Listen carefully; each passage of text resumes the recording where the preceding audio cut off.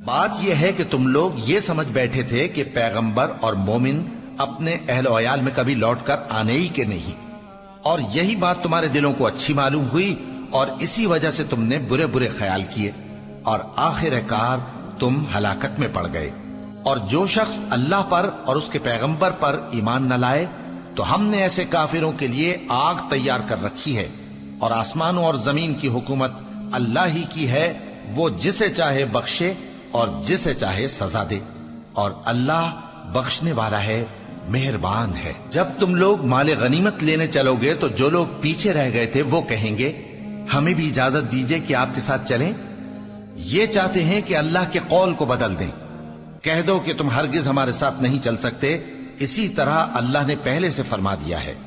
फिर कहेंगे, नहीं, तुम तो हमसे हसद करते हो। बात यह है कि ये लोग समझते ही नहीं मगर बहुत कम।